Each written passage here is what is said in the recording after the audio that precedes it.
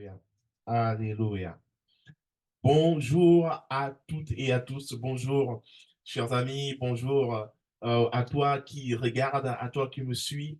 Bonjour à toi qui a soif d'entendre la parole du Seigneur Jésus-Christ encore cet après-midi. Je bénis le Seigneur pour la présence de chacun d'entre vous et je crois que le Saint-Esprit va encore nous faire beaucoup de bien ce soir.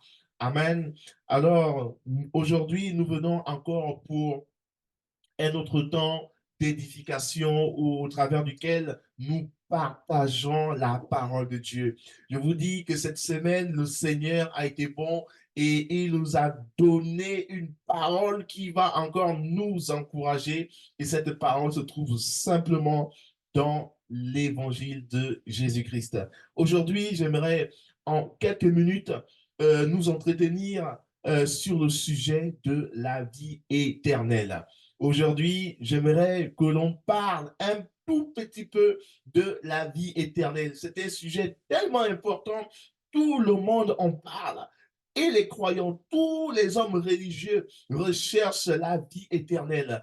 Peu importe que tu sois chrétien, bouddhiste, musulman, animiste, voilà, que tu sois en contact avec une quelconque divinité, tout le monde recherche la vie. Tout le monde a envie de vivre jusque dans l'éternité. Tout le monde a envie, ne veut pas mourir, en d'autres termes. Personne n'a envie de mourir, quand bien même que cela va nous rattraper. Parce que la Bible dit qu'il est donné à l'homme de vivre une seule fois, de ne mourir qu'une seule fois, après quoi vient le jugement. Nous sommes tous appelés à mourir. Notre corps physique, nous sommes tous appelés voilà, à partir un jour, à vivre un certain nombre d'années sur cette terre et ensuite ce corps va se fatiguer, il va se flétrir et ensuite il va être enseveli, enterré sous la terre. Et après quoi? Qu'est-ce qui se passe une fois que notre corps a été enterré? Tous ceux qui sont morts, où sont-ils aujourd'hui?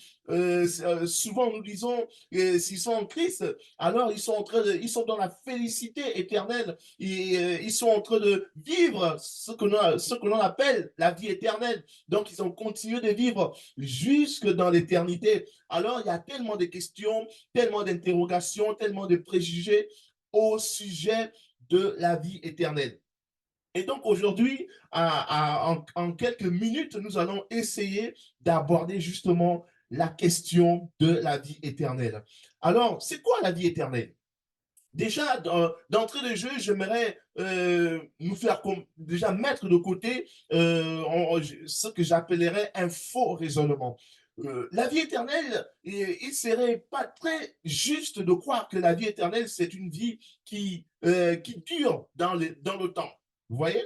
Ce n'est pas uniquement une vie qui dure dans le temps, parce que très souvent, quand on parle de la vie éternelle, très souvent, nous disons que la vie éternelle, c'est une vie qui dure jusque dans l'éternité. C'est une dure, voilà, on fait référence en fait au temps. Voilà, c'est une vie qui ne s'arrête pas.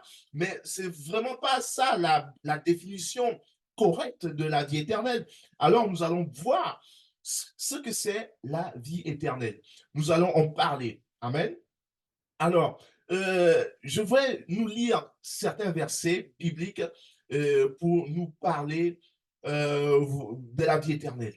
Je vais nous présenter quelques versets bibliques et nous allons ensemble décortiquer pour comprendre un peu ce que c'est la vie éternelle. Qu'est-ce que c'est? Qu'est-ce que c'est que la vie éternelle? Lorsque l'on dit crois au Seigneur Jésus-Christ et tu auras la vie éternelle. Mais qu'est-ce que cela signifie? Qu'est-ce que cela représente?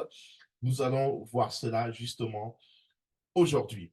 Alors, si nous pourrons prendre déjà notre Bible dans l'évangile de Jean au chapitre 24, voici ce que déclare la parole de Dieu. Le Seigneur Jésus-Christ dit, en vérité, je vous le dis, si celui qui écoute ma parole, celui qui écoute ma parole et qui croit à celui qui m'a envoyé a la vie éternelle et ne vient point en jugement, mais il est passé de la mort à la vie.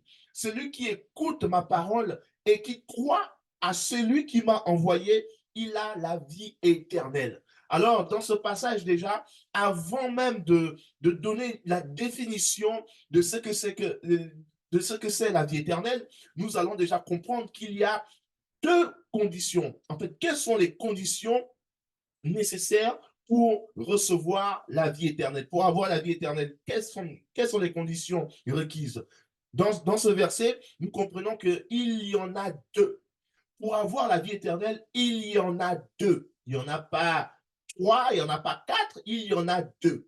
Et ces conditions, la première, c'est d'écouter la parole. Le Seigneur a dit que c'est lui qui écoute ma parole. Donc, écoutez la parole du Seigneur Jésus-Christ. Donc, si tu veux avoir la vie éternelle, il te faut dans un premier temps écouter la parole du Seigneur Jésus-Christ.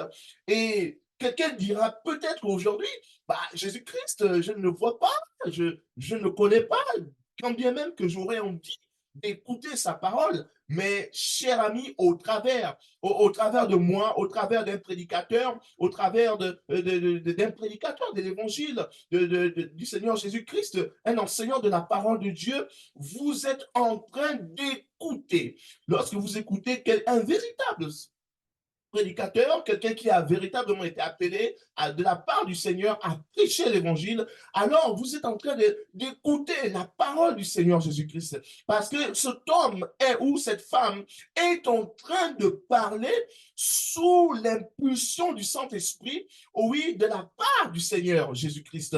La Bible nous dit que c'est poussé par le Saint-Esprit de Dieu, le Saint-Esprit de Jésus-Christ, que les hommes ont parlé de la part de Dieu. Donc, lorsque vous écoutez un prédicateur, comme vous êtes en train de faire là aujourd'hui, lorsque vous écoutez un enseignant de la parole de Dieu, comme vous êtes en train d'écouter, lorsque vous écoutez quelqu'un qui porte le message de l'évangile de Jésus-Christ vers vous, comme vous êtes en train de le faire, lorsque vous vous disposez à écouter cette parole, alors la Bible nous dit, le Seigneur nous dit que c'est une première condition que vous avez déjà remplie pour recevoir la vie éternelle. Quelqu'un me dise la vie éternelle. Tu peux dire la vie éternelle. Tu es assis, dis Seigneur, donne-moi ta vie, donne-moi cette vie. Je veux vivre la vie éternelle.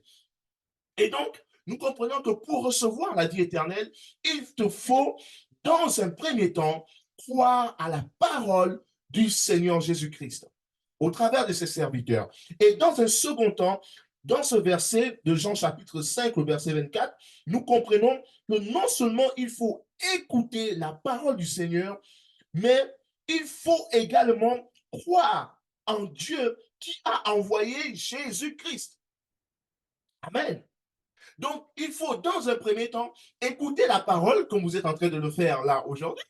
Lui, mais dans un second temps, il faut maintenant croire en Dieu, croire à Dieu, vous croyez à celui qui a envoyé le Seigneur Jésus-Christ, vous croyez à celui qui m'a envoyé, parler de sa part, vous dire qu'il vous aime, vous croyez non pas en moi, mais vous croyez en Dieu qui m'a poussé à venir parler de sa part, vous parlez, vous encouragez, vous donnez la bonne nouvelle du royaume. Donc, lorsque vous écoutez et que vous croyez à celui qui a envoyé le Seigneur Jésus-Christ, et alors la Bible nous dit, le Seigneur nous dit dans ce sens, il nous dit que nous avons la vie éternelle en nous. Donc il dit, celui qui écoute ma parole et qui croit à celui qui m'a envoyé à la vie éternelle. Non pas croire à un homme, non pas parce que un apôtre m'a envoyé, un pasteur, quelqu'un m'a dit, va prêcher. Non, non, non, non.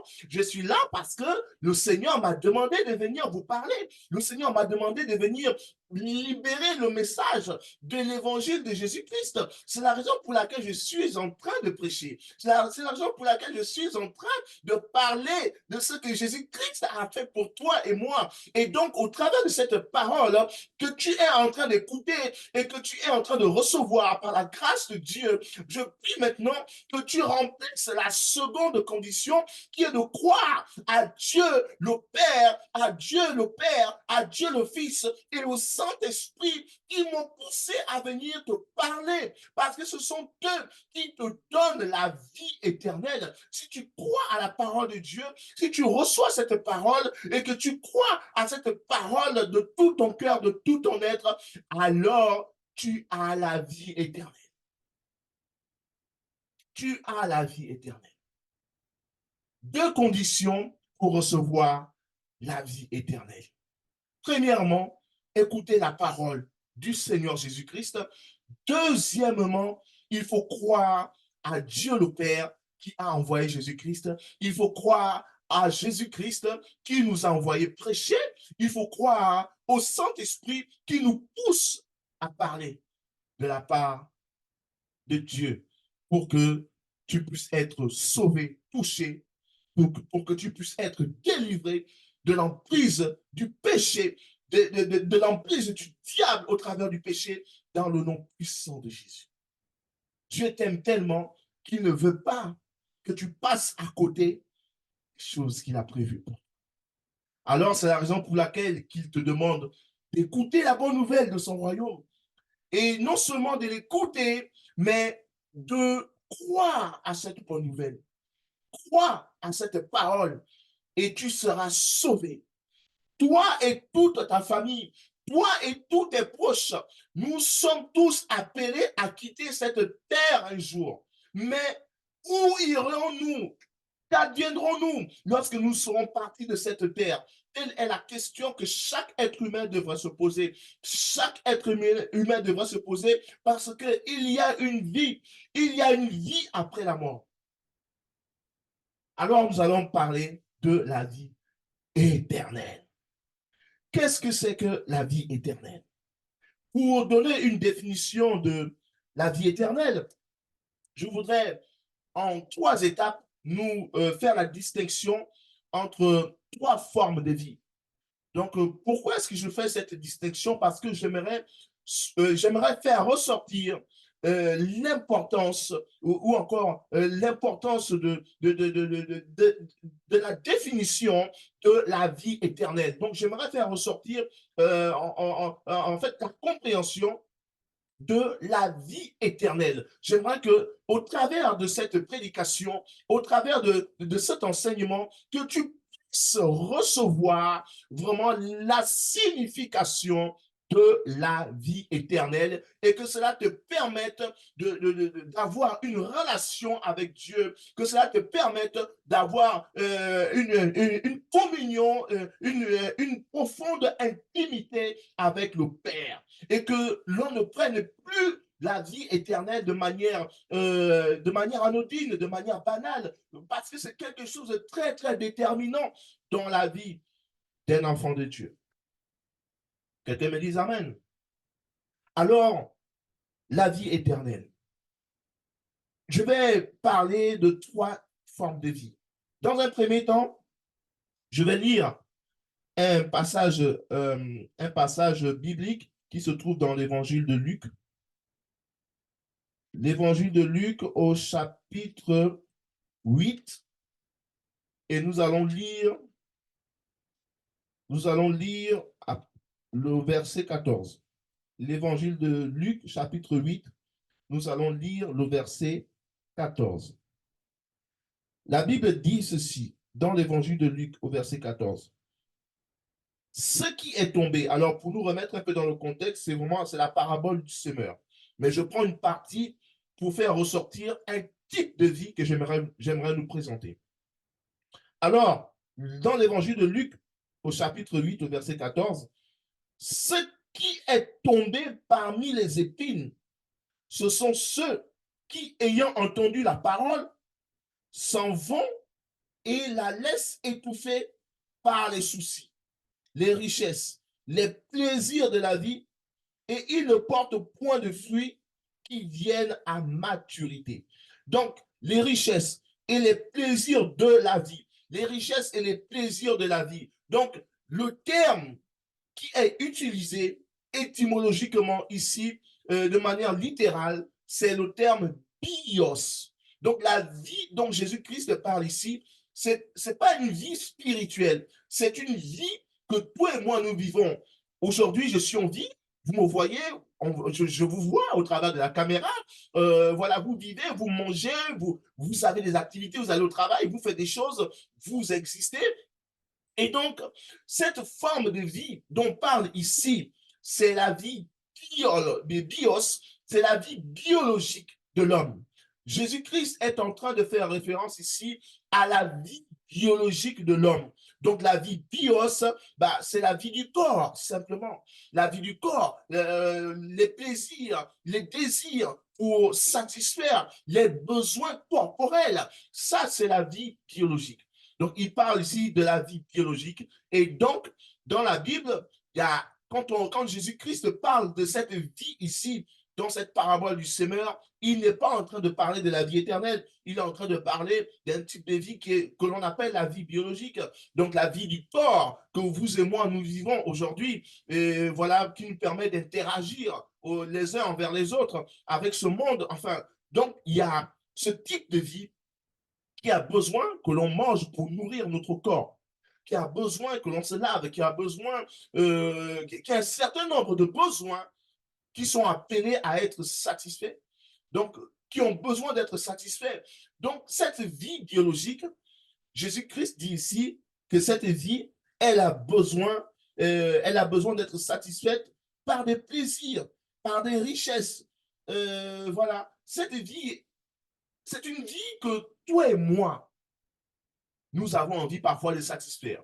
Vous voyez, nous voulons manger, nous voulons aller dans tel restaurant, nous voulons acheter telle voiture, nous voulons avoir tel bien, nous voulons être un grand homme d'affaires, nous voulons faire des grandes choses, nous voulons que l'on entende parler de nous. Vous voyez, ce sont des besoins qui ont besoin d'une certaine satisfaction. Et ça, tout ce que nous faisons, c'est c'est pour satisfaire les besoins de cette vie que le Seigneur appelle ici la vie bios, la vie biologique. Il dit les soucis de la vie. Donc, tout ce dont nous pouvons nous soucier sur cette terre est en rapport avec cette vie. Quelqu'un dit Amen. Donc, il y a la vie bios que l'on appelle la vie biologique et il y a un autre type de vie et nous allons le voir dans Matthieu chapitre, on va prendre l'évangile de Matthieu au chapitre 16.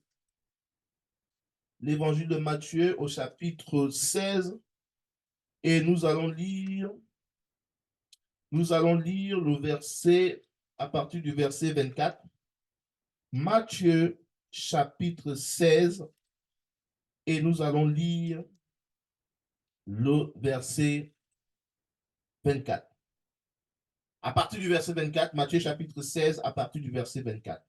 Voici ce que la Bible déclare. Alors Jésus dit à ses disciples, si quelqu'un veut venir après moi, qu'il renonce à lui-même et qu'il se charge de sa croix et qu'il me suive. Verset 25. Car celui qui voudra sauver sa vie la perdra. Mais celui qui la perdra à cause de moi la trouvera. Donc, celui qui voudra sauver sa vie la perdra. Ici, Jésus-Christ, le terme utilisé pour le mot vie, étymologiquement, de manière littéraire, c'est le terme psyché.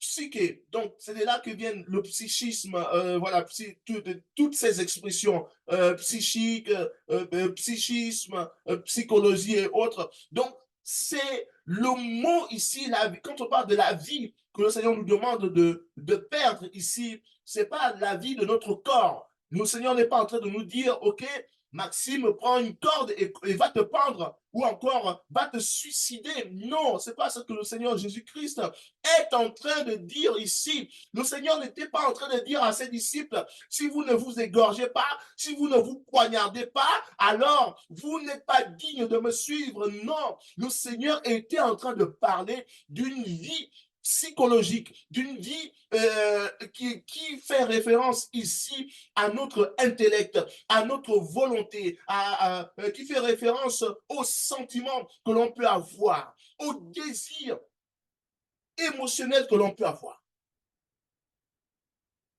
Le Seigneur fait référence ici à cette vie. que l'on appelle la vie psychique. Donc, c'est la vie de l'âme, la vie de ton âme.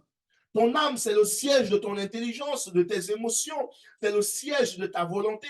Donc, Jésus-Christ était en train de dire, donc, c'est lui qui voudra sauver son intelligence, qui voudra sauver sa volonté, parce que tu as envie de faire des choses, tu as une vision de la vie, oui, qui est certainement contraire à ce que Dieu a prévu pour toi, parce que la Bible déclare que Dieu a fait toutes choses pour un but, mais il peut arriver des moments dans la vie où nous avons envie de faire des choses qui ne cadrent pas avec le but pour lequel Dieu nous a créés. Donc, lorsque nous sommes dans cette circonstance, nous sommes en train de vouloir sauver notre vie. Nous sommes en train de vouloir manifester une volonté qui est la nôtre et non pas celle du Seigneur. Lorsque nous apprenons à faire des choses, non pas par la puissance et la grâce du Saint-Esprit, parce que la Bible déclare que nous ne sommes pas capables de faire quoi que ce soit par nous-mêmes, oui, mais que notre capacité vient de Dieu et vient de Dieu par le Saint-Esprit. Alors, lorsque nous essayons de faire des projets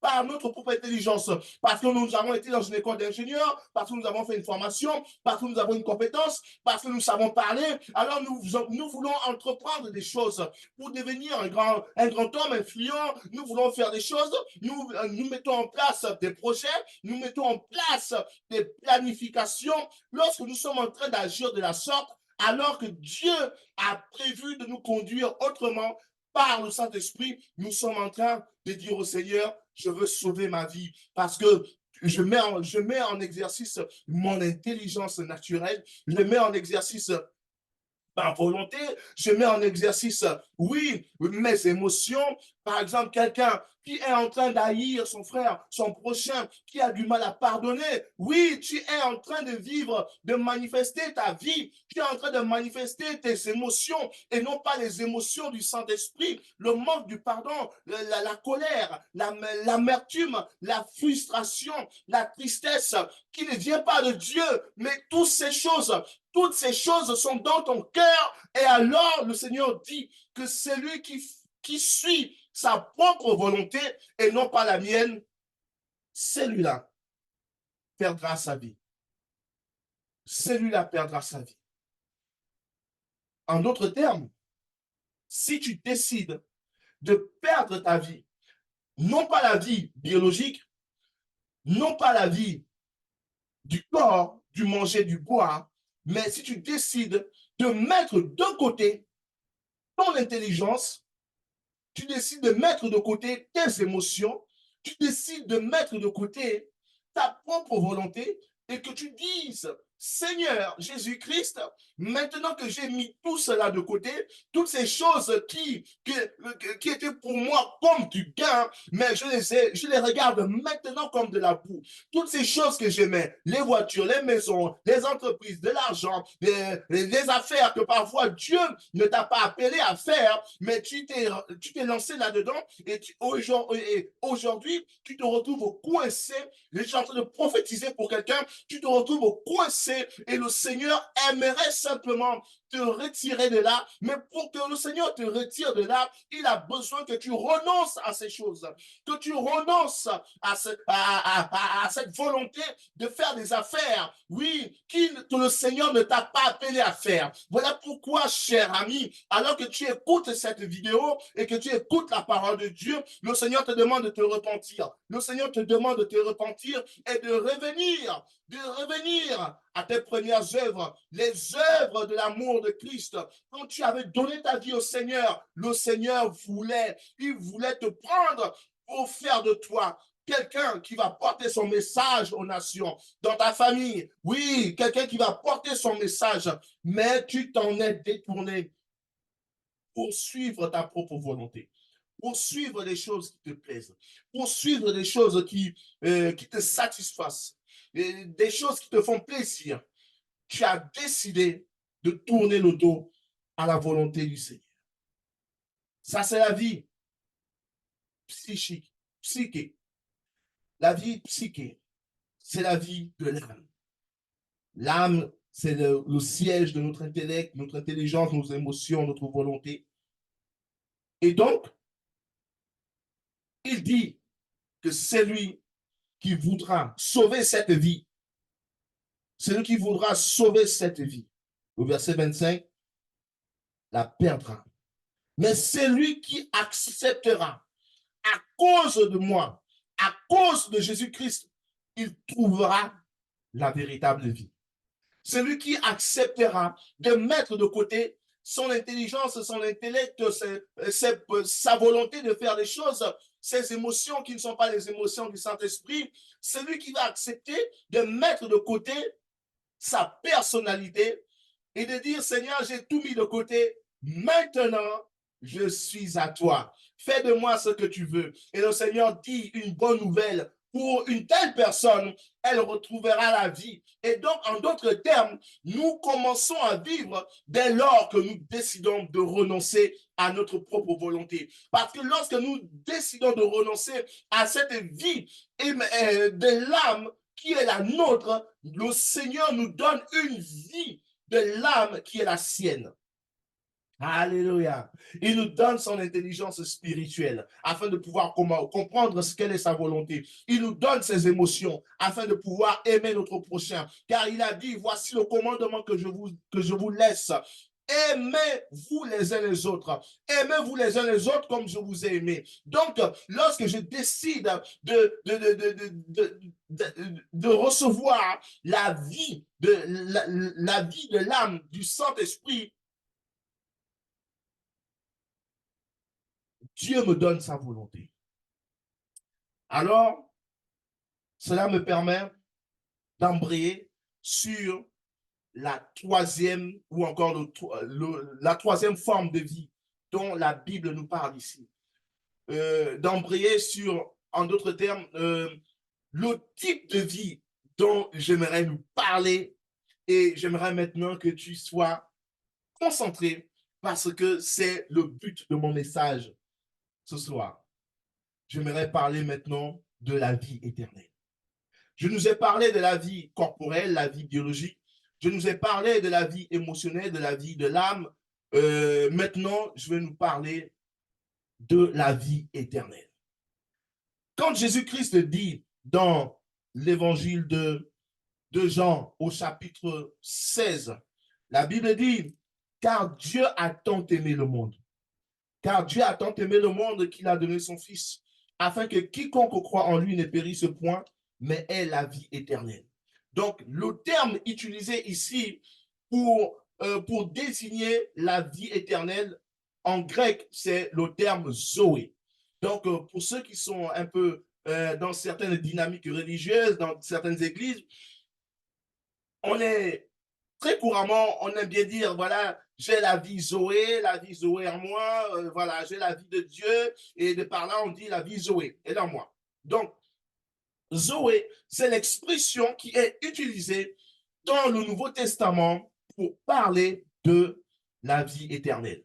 Et donc, quand on regarde dans Jean chapitre 3, verset 16, donc c'est lui qui croit en Jésus-Christ, il a la vie éternelle. On regarde encore on a l'évangile de Jean au chapitre 5, verset 24 que nous avons lu. Il dit, en vérité, je vous le dis, celui qui écoute ma parole et qui croit à celui qui m'a envoyé a la vie éternelle. Donc, la vie éternelle ici, c'est la vie Zoé, c'est la vie de Dieu. Et donc, cette vie, qu'est-ce que c'est?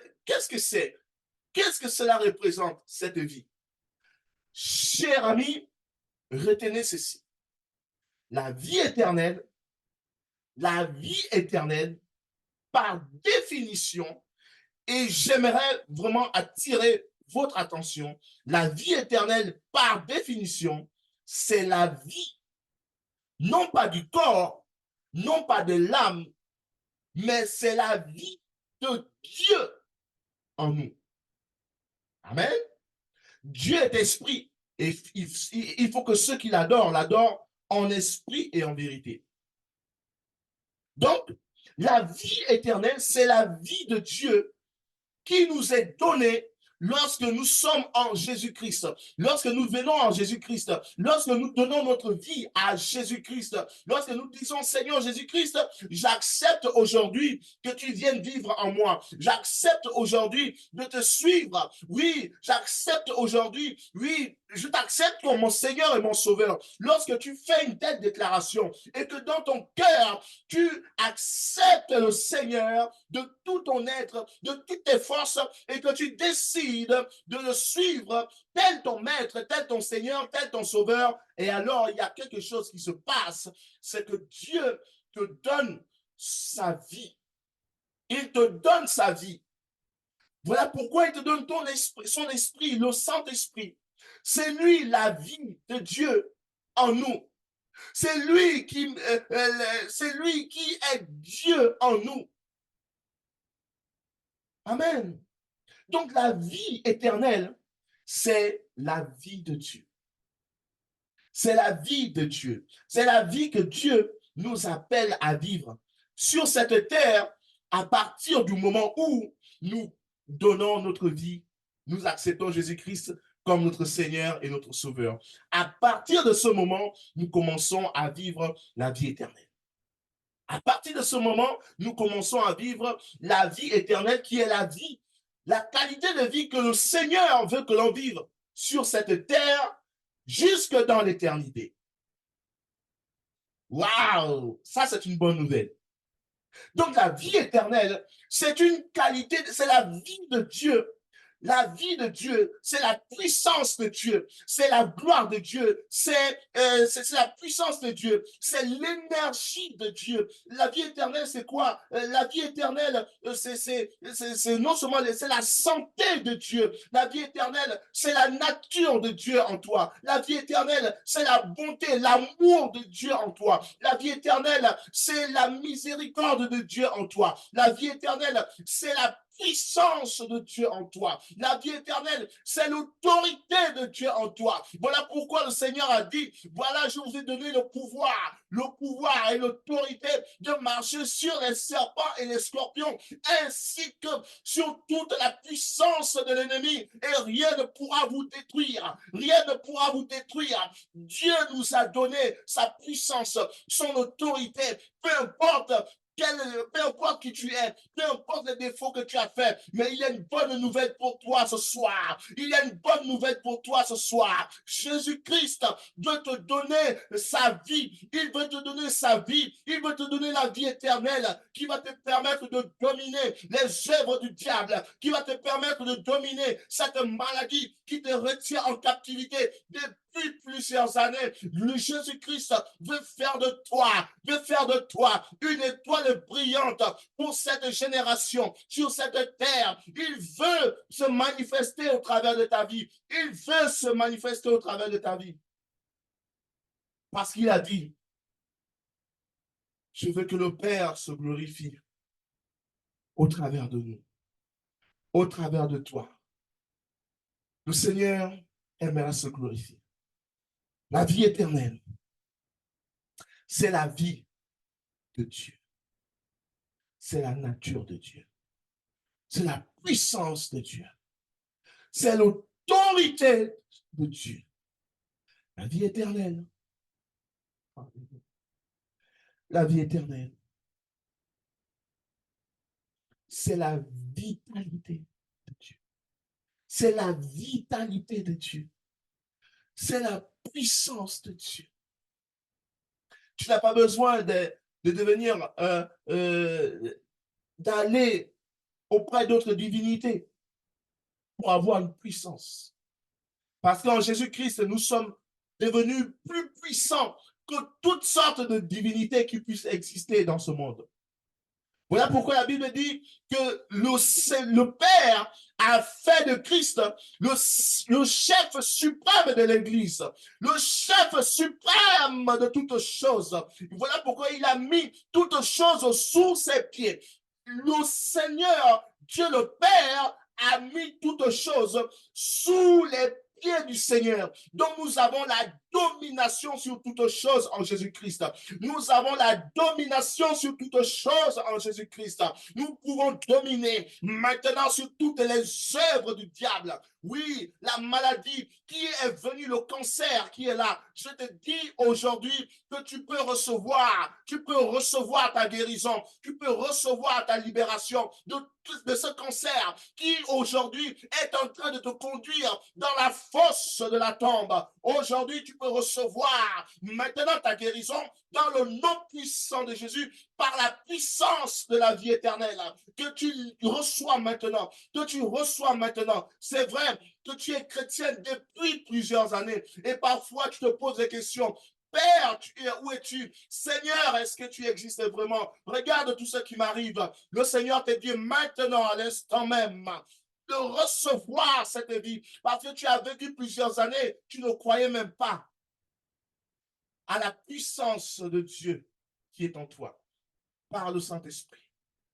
Il n'y a pas d'autre message qui puisse nous réconforter que de comprendre que nous avons en nous la vie éternelle, que nous avons en nous la vie de Dieu, que nous avons en nous la nature de Dieu, que nous avons en nous l'autorité de Dieu, que nous avons en nous la puissance de Dieu.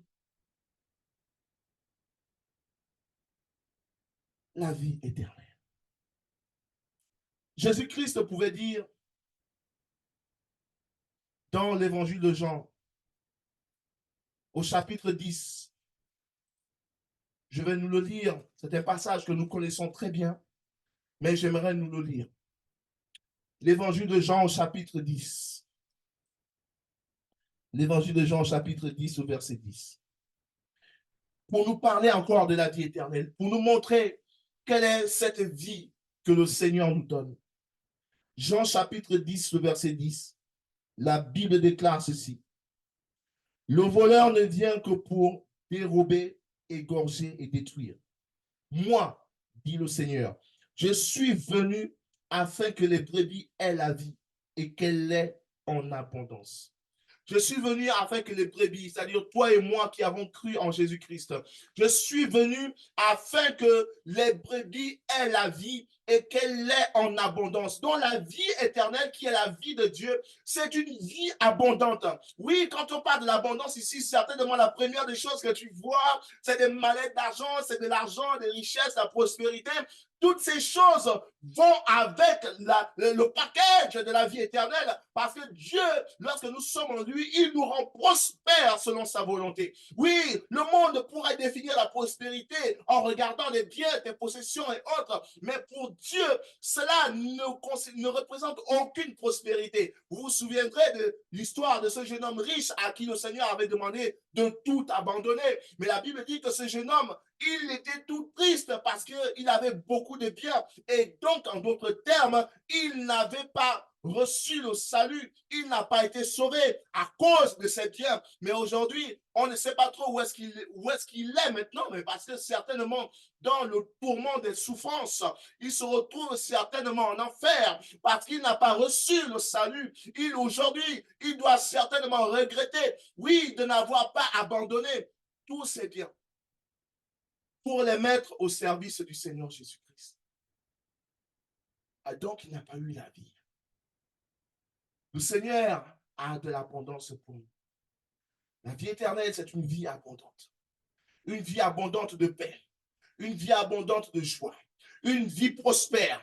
Une vie prospère. Oui, une vie prospère. Que ce soit spirituellement, émotionnellement et même physiquement. Dieu a des grandes choses pour nous. Alors, laissons simplement le temps à Dieu de nous donner ce qu'il a prévu pour nous.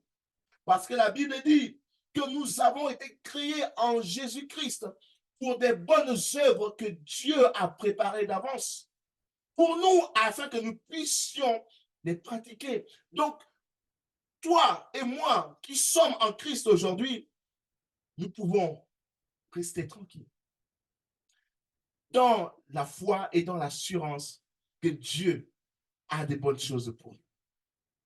Et que nous avons en nous la vie de Dieu. Et cette vie ne nous sera jamais ôtée. Elle ne nous sera jamais ôtée. Non, non, non, non, non, non, non. Ne laisse personne te faire comprendre que tu perdras un jour ta vie éternelle. Non, c'est faux.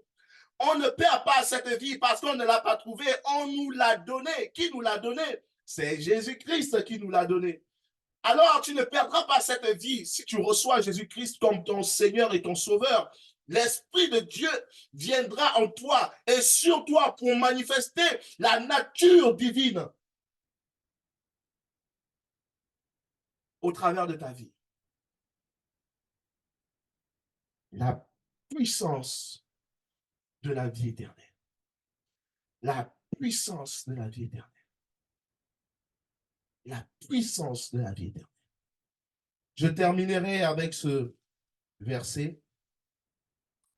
Ce verset biblique pour m'adresser à quelqu'un qui aujourd'hui ne connaît pas encore Jésus-Christ. Certainement, tu te poses beaucoup de questions. Tu as peut-être, selon toi, tout ce qu'il te faut.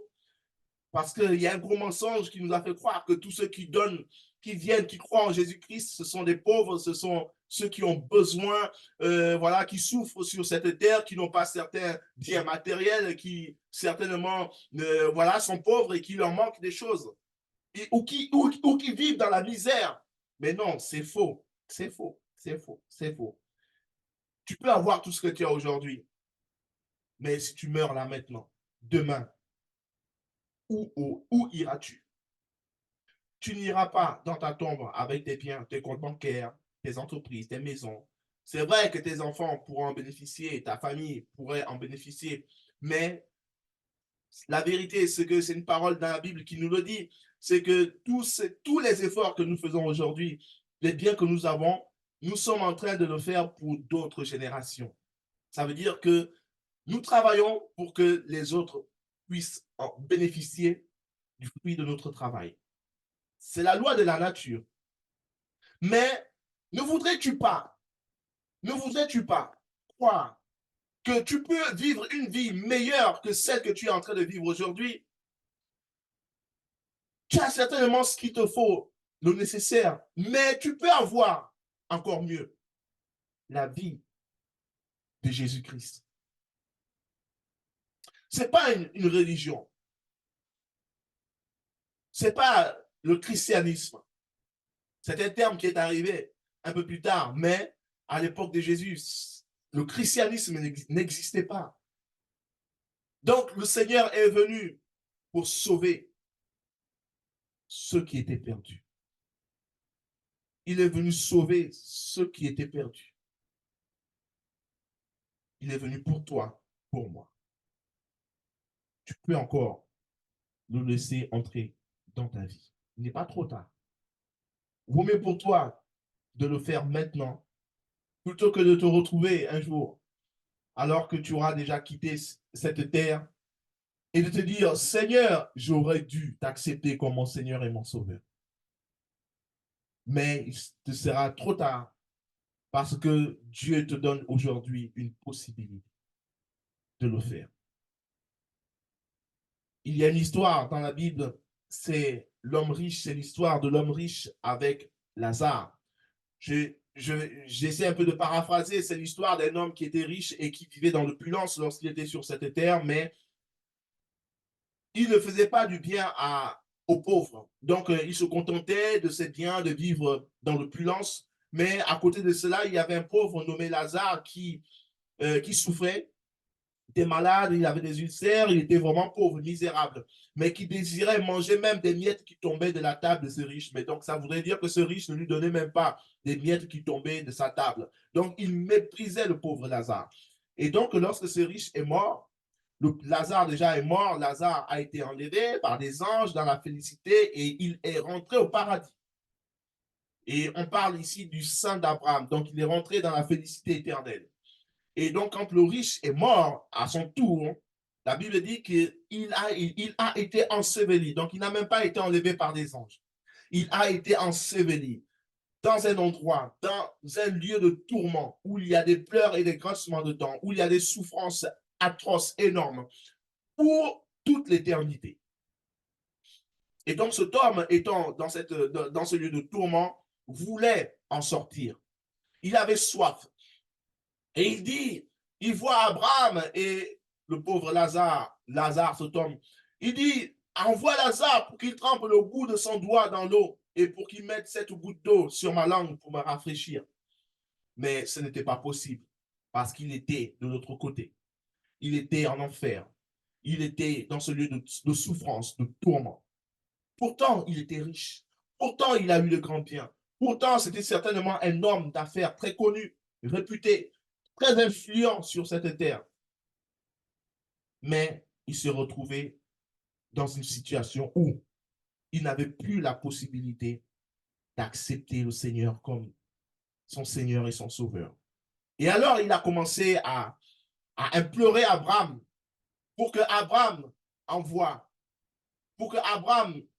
envoie quelqu'un qui vienne du séjour des morts pour aller leur annoncer la bonne nouvelle, pour aller annoncer la bonne nouvelle à ses frères. Parce qu'il dit, Abraham, j'ai 5 frères et je n'aimerais pas que mes frères viennent me retrouver dans ce lieu de tourment dans lequel je me trouve. Et Abraham va lui dire, tes frères qui sont encore en vie aujourd'hui, ils ont avec eux les prophètes, qu'ils écoutent les prophètes. Comme je suis en train de vous parler aujourd'hui, vous écoutez certainement cette vidéo, vous écoutez certainement cette parole, cette bonne nouvelle de l'évangile que je viens de vous annoncer. Vous avez certainement de grands biens, vous vous sentez certainement bien, mais je vous dis que cela ne vous accompagnera pas dans l'au-delà. Vous avez encore la possibilité de recevoir la vie éternelle aujourd'hui. Vous n'êtes pas obligé de le faire devant la multitude de personnes, devant plusieurs personnes, même dans votre chambre. Vous vous mettez quelque part, vous dites, Seigneur Jésus, alors que j'ai entendu ta parole, j'ai écouté ta parole, j'ai cru en ta parole, je t'invite à venir dans ma vie. Donne-moi la vie éternelle. Deviens mon Seigneur et mon Sauveur. Ma vie est à toi et elle t'appartient. Je veux te suivre. Je veux faire ta volonté. Sauve-moi aujourd'hui. Sauve-moi afin que, au travers de moi aussi, ma famille soit sauvée. Père, c'est en ton nom que j'ai prié et que j'ai invité Jésus-Christ dans ma vie. Amen. Amen. Amen. Alors, tu as fait cette prière. Félicitations, parce que tu es devenu un enfant du royaume de Dieu. Tu es devenu un enfant, tu fais aujourd'hui partie de la famille de Dieu. Alors, c'est une bonne nouvelle pour les cieux et pour la terre, parce qu'assurément, tu commences à vivre la vie de Dieu lorsque, à partir du moment où tu as fait de Jésus-Christ ton Seigneur et ton Sauveur, à partir du moment où tu as fait cette prière, alors c'est un nouveau départ pour ta vie. C'est un nouveau départ pour ta vie. C'est une nouvelle histoire pour ta vie. Alors, je prie pour que la grâce de Dieu soit avec toi, que la grâce de Dieu te fortifie. Et pour ceux qui étaient déjà en Jésus-Christ et qui n'avaient pas cette conception de la vie éternelle, je prie maintenant que votre mentalité soit impactée par la puissance du Saint-Esprit au point de vous saisir des bienfaits de la vie de Dieu en vous, de prendre conscience de la nature de Dieu en vous. Et alors, vous marcherez dans la victoire. Vous ne marcherez plus la tête baissée, vous ne marcherez plus dans la dépression, vous ne marcherez plus avec l'amertume dans le cœur, vous ne marcherez plus avec le manque de pardon dans votre cœur. Vous allez être comme Christ, parce qu'il a dit, le bon disciple, c'est celui qui est comme son maître. Que le Seigneur vous bénisse. Je vous aime beaucoup. Le Seigneur vous aime encore plus que moi. Que la grâce de Dieu soit avec vous. Que la grâce de Dieu vous fasse beaucoup de bien. Que l'amour de Dieu le Père vraiment vous remplisse et que la grâce de Jésus-Christ vous soutienne et que le Saint-Esprit soit avec vous tous les jours, dans le nom puissant de Jésus-Christ de Nazareth. Je prie pour que Dieu vous fasse beaucoup de bien et que vous puissiez avoir également la bonté, la joie de partager cette vidéo afin qu'un grand nombre soit édifié, afin qu'un grand nombre soit béni, afin qu'un grand nombre soit délivré, libéré de l'emprise du diable dans le nom puissant de Jésus. À très bientôt, chers amis. Oui, restons connectés. Si tu n'es pas encore abonné à la chaîne YouTube Maxime Oyon TV, alors c'est la chaîne YouTube que j'ai en ce moment pour partager la parole que le Seigneur me donne. Vraiment, abonne-toi afin de ne pas rater les nouveautés, afin de ne pas rater un message, parce que chaque semaine, nous avons un message qui est diffusé sur cette plateforme. Que le Seigneur vous bénisse. On est ensemble. Bye bye. J'ai la vie de Dieu en moi. J'ai la vie de Dieu en moi. J'ai sa vie, sa nature et sa capacité. J'ai la vie de Dieu en moi. J'ai la vie de Dieu en moi. J'ai la vie de Dieu en moi. J'ai sa vie, sa nature et sa capacité. J'ai la vie de Dieu.